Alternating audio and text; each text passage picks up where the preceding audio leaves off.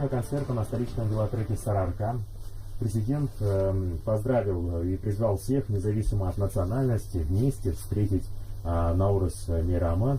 Глава государства пожелал казахстанцам мира, процветания и благоденствия и напомнил, что сила нашего народа в единстве и сплоченности. Как в столице началось празднование Наурыза, расскажет Елена Швайбер.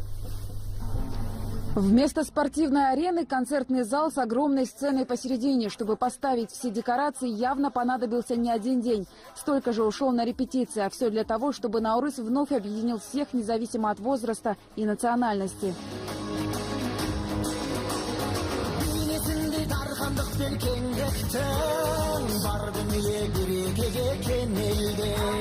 Вообще зал велотрека вмещает в себя больше 9 тысяч зрителей, но создается впечатление, что на праздничный концерт пришли едва ли не все горожане. Велотрек переполнен, и это неудивительно. Организаторы приготовили необычную шоу-программу. Неожиданно в зале пошел снег, и зрители увидели волшебный танец зимы. Ей на смену, играя красками, стремительно пришла весна.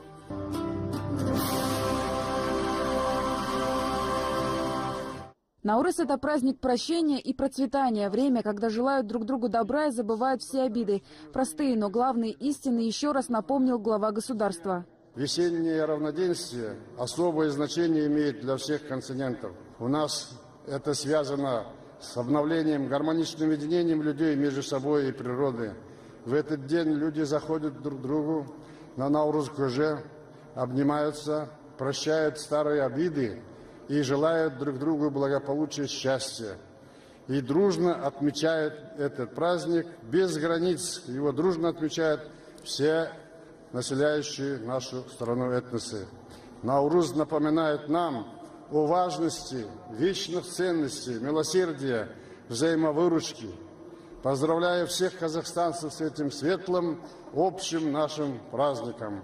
Желаю счастья, добра, процветания, благополучия и весеннего настроения на целый год. История праздника, который не различает ни национальности, ни религии, началась тысячи лет назад. И сейчас Наурыз остается символом дружбы, братства и стабильности. Президент подчеркнул, для нашей страны празднование в этом году стало особенным. Казахстан начал экономические и политические обновления. Мы в этом году отмечаем Наурыз с особым настроем. Казахстан начал серьезное обновление. Я объявил о программе третьей модернизации, политической и экономической обновления страны. Мы внесли важные поправки в Конституцию Казахстана, которая улучшает государственное управление, делает ее более стабильным, смотрящим вперед. При этом станут крепче гарантии нашей независимости, нашего единства, согласия. Это позволит нам уверенно смотреть в будущее и определять вызовы современного развития мира. У нас одна цель, чтобы в каждом доме, в каждой семье, в каждом шанрахе было изобилие, была стабильность, чтобы каждый имел возможность спокойно трудиться для своей родины, для себя, имел возможность воспитывать детей и встречать с радостью каждый новый день. Это создается только трудом. Труд обеспечивается государством.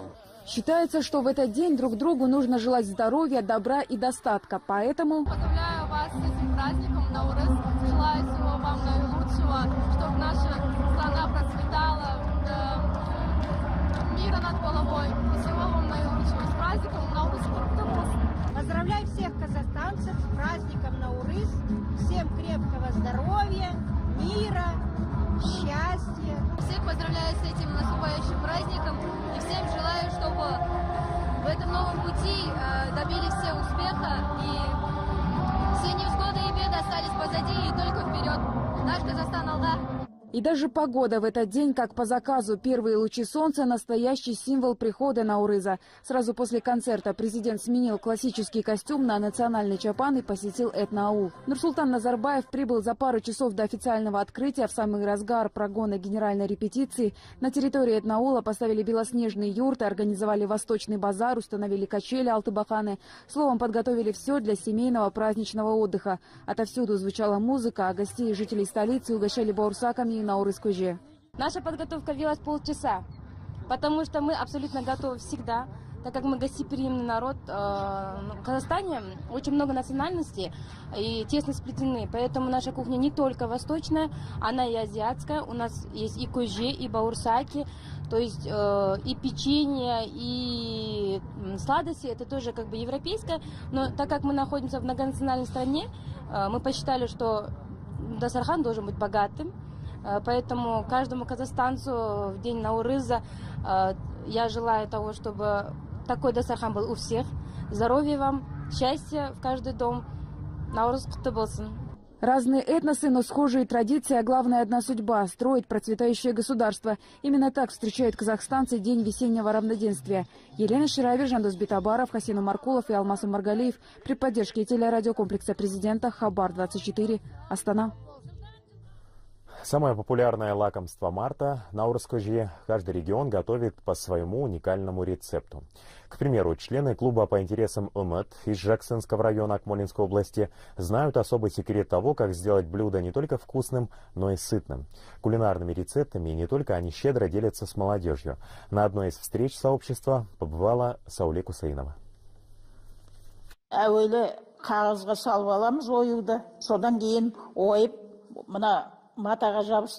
В клубе по интересам УМЭД к празднику начали подготовку заранее. По словам местной рукодельницы Кульшат Титеновой, казахские девушки, ко всему прочему, должны уметь искусно шить. Особенно национальные сувениры. Подарок, сделанный своими руками к Наурызу, тем более ценен. 71-летняя Апа сама когда-то научилась у старших. Тогда обходились без компьютерных заготовок. Я учу, чтобы они в семье своим детям, чтобы шили, научились, чтобы хозяйки были хорошими. Я сама научилась у бабушки, а теперь я передаю своим детям, чтобы научились шить и дальше продолжали, чтобы их дети. Девочки, вы знаете, как готовится наурыз кожи? Вначале берется вода, мясо каза лошадиное, которое уже сырленое. А на мастер-классе Мария Пай частые гости будущие келин. Уроки, полученные на практике и приправленные стариной, незабываемые. Степные рецепты передаются из поколения в поколение. Как сварится, мы мясо вынимаем, чтобы нарезать мелкими кусочками. Беру курт. Чтобы не было комочка, вначале его разжижаю, добавляю немного сорпы, а потом уже переливаю в кастрюлю. После риса добавляю курт. А после него айран добавляю. И вот в конце я наливаю молоко еще. Это 7-й ингредиент. И еще раз она, когда прокипит, уже и соль по вкусу. Замечательному жаксинскому клубу по интересам уже 10 лет. Он объединяет больше 30 человек разных национальностей и профессий. Они уважаемые гости на всех районных мероприятиях и победители различных конкурсов. Этот клуб организован как бы продолжением национальной традиции нашей, да. Как вы уже заметили, что все здесь нашими руками умельцев организованы, сшиты, сделаны, накрыты. И там мы всегда беседуем с молодыми людьми, этими учениками, чтобы они соблюдали, перенимали от старшего поколения все хорошее, национальные традиции.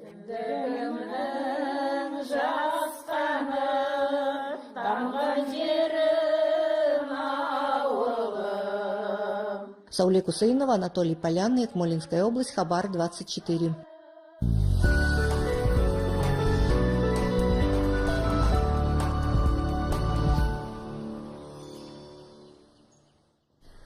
Семь улиц в Актау, 8 в Мунайлинском районе, а также 1 жилой дом, подтопленный из-за ливня в Мангостауской области. Все экстренные службы региона работают в усиленном режиме. В ликвидации последствий большой воды задействованы 23 единицы спецтехники, 18 мотопомп и 76 человек личного состава.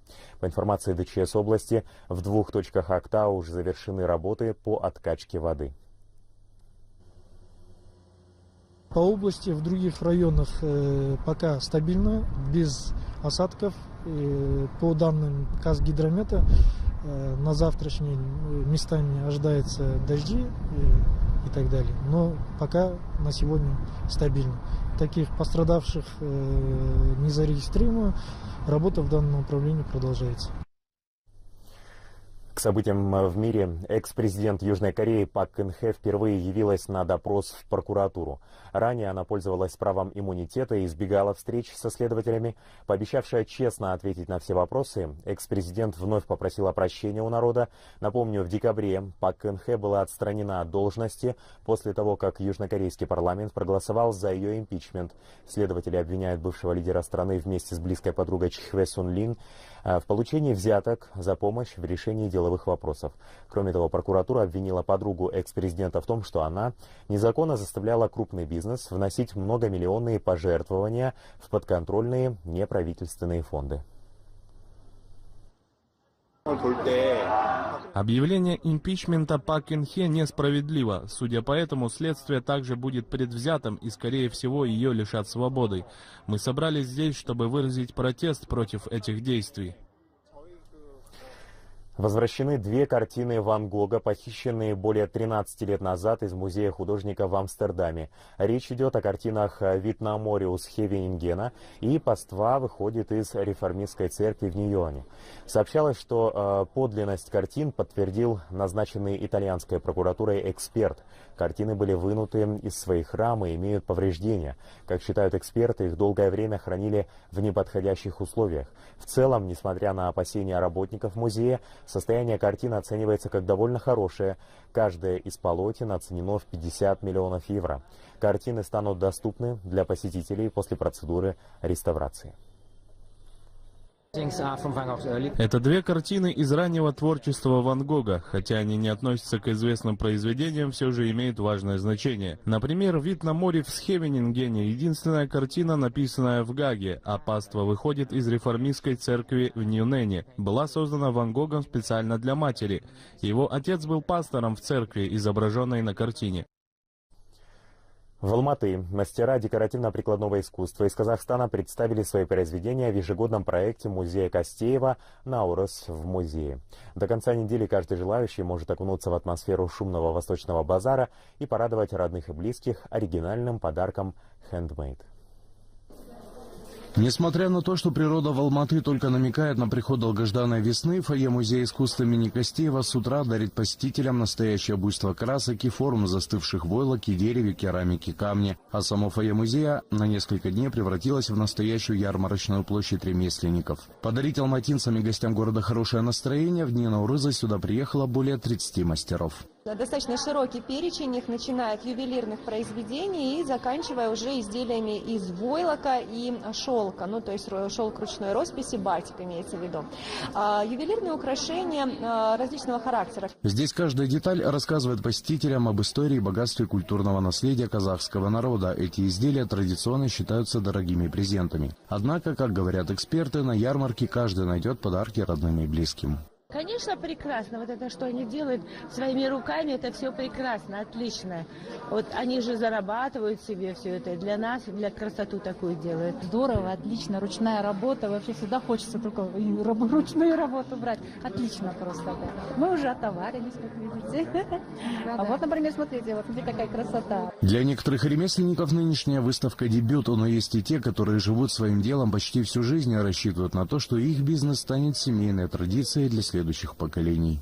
Я всегда открыта всем предложениям, поэтому с удовольствием буду учить.